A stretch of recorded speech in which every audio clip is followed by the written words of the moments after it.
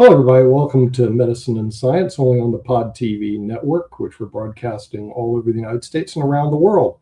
And today we're going to be looking at the health scare in the United States, especially relating to, of course, measles, which looks like there's a big outbreak now, and of course, the COVID. Did the anti-vaxxers, were they correct or were they incorrect? Well, we're not going to have Robert Kennedy on today because he's not a doctor. As a matter of fact, last time I looked, he's a lawyer who's pretending to know a lot about medicine. Instead, we're going to bring in a board certified person who's board certified in internal medicine, Dr. Michael Patmos, to explain to us what's going on with the new health scare in the United States. So, none other than Dr. Michael Patmos, bring you on. And you can explain to our audience what's going on with this health scare in the United States between measles and COVID. Not sure. Well, good morning, Nick, and good morning, everybody. It is a pleasure to be with you. For those of you who don't know me, or maybe first time you've tuned in, my name is Michael Patmos. I am a board-certified general internal medicine physician, and I have added qualifications in infection control and hospital epidemiology, and I've been practicing medicine for 45 years. Been on the faculty at 3 different medical schools along the way, and I continue to see patients. As many of you know, I am a passionate advocate for vaccination because of the data that we have accumulated over the past 50 years that supports vaccination. I became very passionate about this issue with respect to COVID back in just after the COVID pandemic started in 2020 and 2021. When I attended a lecture by Dr. Robert Malone, who falsely claims to have invented the vaccine when he was a medical student. And he made claims that the vaccine was harmful, and he has repeated these claims innumerable times over the years. Not only has Dr. Malone stated that the vaccine may not act as intended, that it poses uncertain risks, and that it may trigger other problems and cancers and so forth. He has made these comments extensively.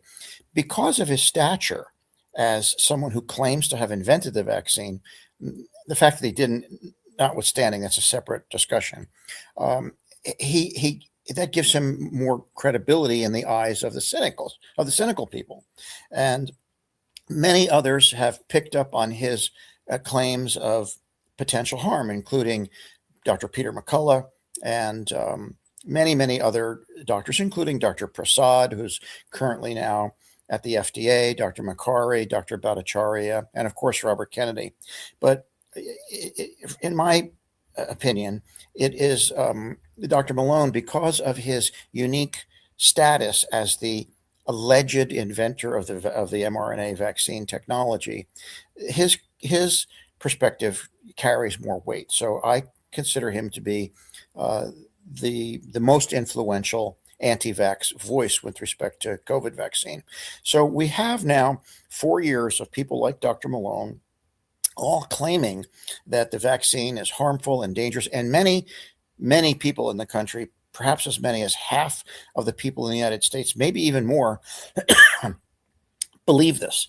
Now believe that that this vaccine is dangerous, and have rejected COVID vaccination. Current COVID vaccination rates in the United States are almost non-existent. Essentially, few people are getting vaccinated. Very few people are getting vaccinated. Vast majority, even among elderly people who are at the greatest risk of death, are getting vaccinated. People have rejected the COVID mRNA vaccination because of the opinions provided and the statements made by Dr. Malone and others. Well, along the way, many studies have been published now, quality studies in good journals, suggesting quite the opposite, that the COVID vaccine is not dangerous, it does save lives, and so we have this disconnect. Well, I wanted to report to you today about the latest piece of evidence. And let me just quickly review for you a study that was just published the other day in Journal of the American Medical Association, entitled COVID 19 mRNA vaccination. This is specifically regarding the mRNA vaccination, and 4-year all-cause mortality among adults aged 18 to 59 years in France. This was a French study. All the authors are highly respected top French physicians and researchers. This study comes out of the Scientific Interest Group in Epidemiology and Health Products from the French National Agency for Safety of Medicines and Health Products and the French National Health Insurance Agency. So this is not a study that came from Pfizer or Moderna. This is an academic study from top-tier academic investigators in France. This study was just published the other day. And the key point they asked in this study is, are these vaccines, the COVID RNA vaccine, associated with long-term risk of all-cause mortality? In other words, is this vaccine harmful? Does it harm you? And what did they do? Well, it was a cohort study, and they looked at, this is a big study. They looked at 22.7 million vaccinated individuals and 5.9 million unvaccinated individuals. And what they found over a span of 4.5 years, this is a long-term study, what they found was that vaccinated individuals had, this is stunning, a 74% lower risk of death from severe COVID. Now, that's not surprising. Many studies have shown a dramatic decline in death from COVID as a result of vaccination, particularly messenger RNA vaccination. But what this study also showed, which was really interesting, was they showed no increased risk of all-cause mortality over a median follow-up of 45 months. In fact, what they didn't just find that there was no increased all-cause mortality, what they found was there was a 24% reduction in all-cause mortality. What does that mean, all-cause mortality? Well, what that means is that the study looked at death from COVID, and yes, 74% reduction. But then it looked at death from other things, heart attacks and strokes, all causes, pneumonia, whatever it might be. And they found an additional 24% decrease in all-cause mortality. So why might that happen? Well, if you're a doctor and you practice medicine and you actually have real world experience in the clinical setting, you know that sometimes a patient gets COVID and maybe they sort of survive that COVID episode and then die a week later of a heart attack, or a week later of a stroke, or of pneumonia, or of some other problem, 6 months later, a year later, 2 years later. And that doesn't initially get attributed to the COVID. It's a separate cause of death, but that gets lumped into all-cause mortality. This is really important because the anti-vaxxers, Dr. Malone in particular, have suggested that this vaccine increases your risk of mortality. It may cause, quote, cancer, turbo cancer, which is a totally made-up concept. And they've scared people about this, scared them to death, to the point that people are rejecting vaccination. Like I said, COVID vaccination in the United States is all but non-existent now.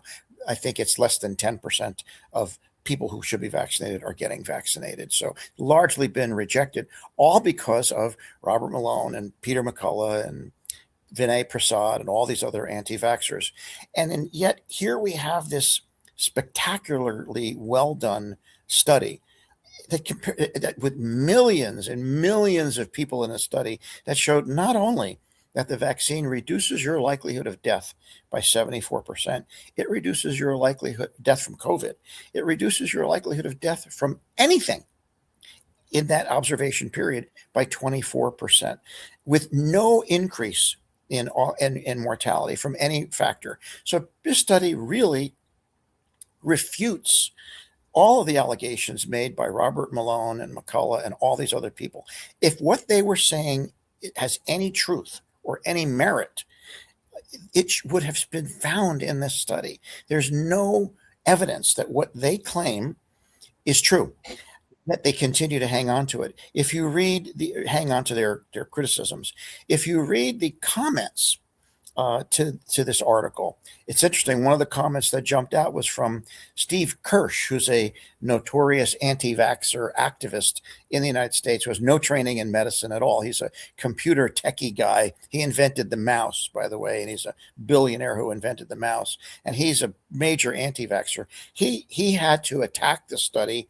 He didn't go after the finding of 74% reduction in COVID mortality. They won't even touch that one because it's just so many studies that have demonstrated that. But what he went after was this comment that it reduced all-cause mortality. He can't understand how it could possibly reduce all-cause mortality. And he tries to come up with some clever statistical argument about how that couldn't be, because he clearly doesn't have any clinical experience, doesn't realize that COVID kills you many ways. So how do I love thee? Let me count the ways. With COVID is how do I kill thee? Let me count the ways. There are many ways that COVID will kill you that doesn't obviously look like COVID. It causes other problems. I mean, people with COVID get very, very sick, and they die sometimes later on from renal failure or thrombosis or stroke or heart attack or something else. So the bottom line is we really have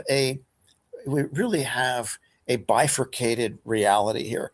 On the one hand, we have this reality that is defined by true experts with true expertise at top tier universities all around the world, with high quality data from all around the world in really good studies published in top tier medical journals, peer reviewed and scoured by skilled peer reviewers, published in real medical journals.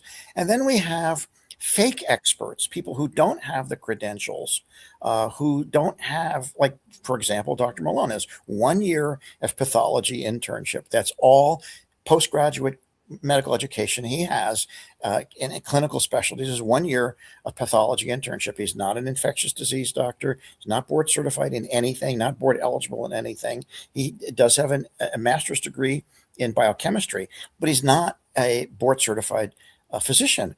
And you have people with these lesser credentials espousing bad data.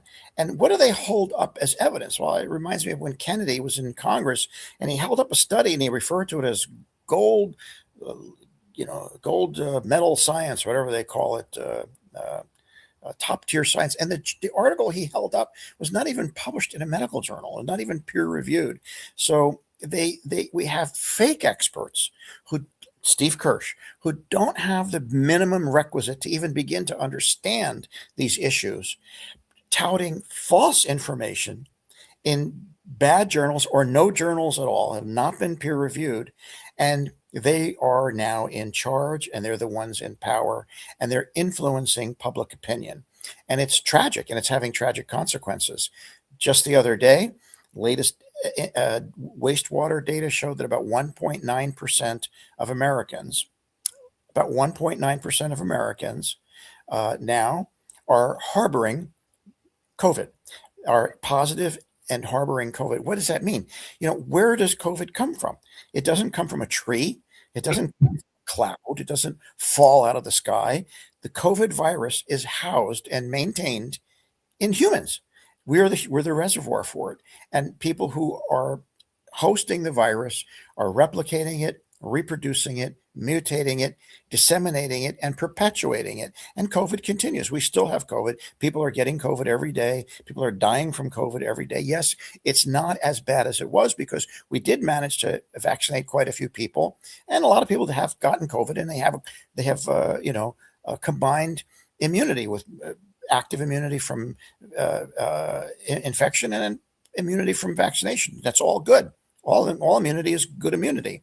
But the reality is there are 20 million deaths worldwide from COVID, over 1.2 million deaths in the United States. Hundreds of thousands of those deaths were preventable. And now we know for a fact that the COVID mRNA vaccine reduces death from COVID by 74% and reduces all-cause mortality by 24%.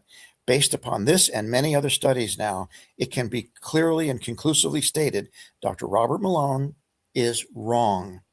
He does not have the qualifications or credentials, and he is wrong. And so is Dr. McCullough, and so is Dr. Bhattacharya and Dr. Prasad, and very importantly, Robert Kennedy.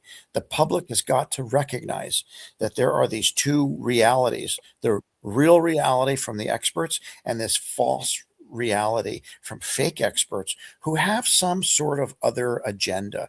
There's another reason for this. And you can speculate all day long about what it might be. But in Dr. Malone's case, it's very apparent. He feels slighted, and he has said this, that he feels that he deserved the credit for the vaccine. And because he didn't get it, he's a critic of it.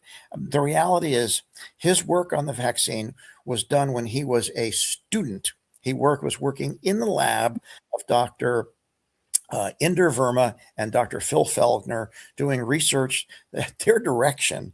It was Dr. Felgner who had invented lipofectin and had shown that it could be used to transfect DNA and oligonucleotides, and who suggested that this could also transfect RNA. And Dr. Malone, his student, did the research that was suggested by Dr. Felgner in a prior paper, and now he claims that gives him credibility, that he invented the vaccine. He did not. He was conducting research as a student based upon the literature and the research that had been done by his mentor and his teachers and his professors. His PhD thesis, by the way, he got kicked out of the PhD program or left the PhD program under stressful circumstances because he tried to take credit for his professor's work.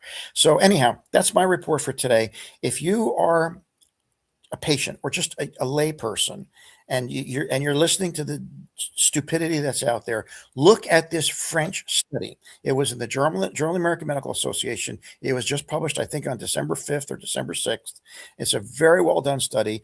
22 million people, 74% reduction in death from COVID, 24% reduction in all-cause mortality, no increase in mortality at all. The COVID mRNA vaccine is safe and effective. That's the bottom line. And Robert Malone is wrong. Comments? Okay, Dr. Patton, how can he continue talking about this when all the data and the studies show that this guy is clearly incorrect? In other words, how does he continue voicing his opinion, basically, that's wrong? That's a great question. I've got, my nearly 50 years in medicine, I've been to more conferences than I can count or remember. I mean, I love going to medical conferences. And one of the things I love about medical conferences is they will often have a panel discussion where they look at controversies. In fact, the most interesting topics at medical conferences for doctors are the controversies. And they'll put up, experts who express different points of view and analyze the data differently. And then the audience gets to ask questions and they kind of, go back and forth. At some point, though, when you're absolutely wrong and you have no evidence and you're just stating stuff that isn't true, they take the microphone, the moderator will take the microphone and slide it away from you. And your time is over. It is long past time to take these guys to turn off the microphone on Malone and McCullough. They don't belong at the podium. They're wrong and they're misrepresenting data. They've misrepresented their own credentials. They need to have the microphone turned off. Their time in the podium. Why doesn't the medical? How's that? Yeah, why doesn't the medical profession pull their licenses? Well, that is a very interesting question. Dr. Malone is licensed in the state of Maryland. He holds a medical license. He's held a license in Maryland since I think since the 1990s, and he continues to get his license renewed. But he has no clinical activity to demonstrate that he has current clinical competence. I don't know how he maintains his license. But Dr. McCullough, for example, he still has a license in Texas, but he's not practicing medicine. He has had his board certification stripped because of his unprofessional conduct. Malone is not board certified, so he can't be stripped of his board certification because he doesn't have any. But as far as a license, the only way you could take action against someone's license is if there is a deviation in the standard of care or a breach of the Medical Practice Act, and that has to be brought by a complainant. Someone has to file a complaint, and as many people know, I did file a complaint that alleged unprofessional conduct, and I was targeted as a result of it on the Rogan podcast in front of an audience of 50 million people, where my identity was all but and location was provided on the Rogan show, and I received over a span of a year innumerable death threats and other kinds of harassment, which was all well documented in an article in The Scientist. So, who's going to complain? If you complain, you might end up getting death threats. Mm-hmm. Yeah. Well, the reason I say that is that, like in securities, if somebody was to make these statements, FINRA would come after them. In other words, they would come after them with a vengeance, basically, because FINRA disciplines, and that's the Financial Institute Regulatory Authority for securities brokers. They regulate these people pretty heavily, and the bar association's the same way in certain respects. Although a recent case I saw, the attorneys took a law firm took it upon themselves to file the suit because the Florida bar didn't initiate a suit. So I'm just curious how, because I see the misinformation daily. I see it on LinkedIn daily. We're broadcasting on LinkedIn Live, and I've complained to LinkedIn. I think they've taken down. It's called PIC, Physicians for Informed Consent, and they continually put misleading statements on LinkedIn. Yes. They're hiding behind a First Amendment argument. They're saying that, hey, I am entitled to my First Amendment opinion. Well, that's different. It's one thing to give an opinion as an individual, to hold an opinion and express an opinion. It's entirely another matter to express an opinion as an expert licensed by the state.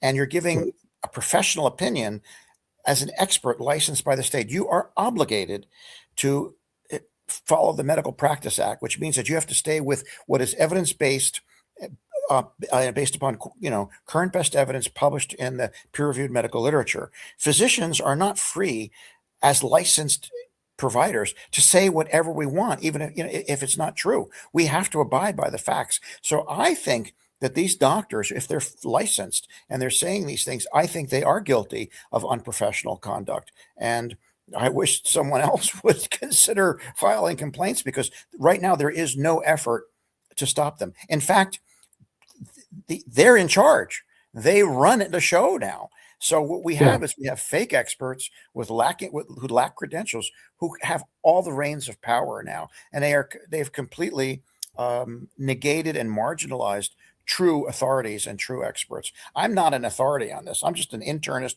with infection control training. There are people way more expert in this than me, and they've been. Paul Offit, perfect example, is one of the world's foremost experts on vaccination, was thrown off the ACIP committee by Robert Kennedy. So they've actively discharged the experts and replaced them with people with 1 year of pathology internship, and that's it. Unfortunately, Dr. Patmos, it looks like RFK has got a new fan, because there's a book that just recently came out, or some interviews with Susie Wiles, who I think is the chief of staff, and apparently she's complimenting RFK Jr. I was watching one of the late night talk shows, and she was complimenting him and everything like that. So I guess she's a fan of RFK Jr. and everything like that. So that was very scary to hear that this woman that has got Trump's ear and other ears as well, even the ears of some of the press, is a fan of RFK Jr. So this recently came out. Well, RFK, he's great. He's great material for a podcast. RFK is really clever. He's if nothing, he's clever. That's for sure. And what he does is he mixes truth and common sense with nonsense. For example, RFK saying like, we have to go after chronic diseases in children, and he points to the fact that kids eat a lot of junk foods, and you see kids at McDonald's and they're eating candy, and That's true. I mean, physicians have been saying this for decades. We have to improve our diet and encouraging parents to feed their children, more wholesome diets. So Kennedy talks about things that are common sense, that are true, like improving our diet. He does have one thing he misunderstands. He talks about chronic disease in children, but yet he neglects the fact that what is the number one killer of children in the United States? What chronic disease or acute thing kills children in the United more than anything else?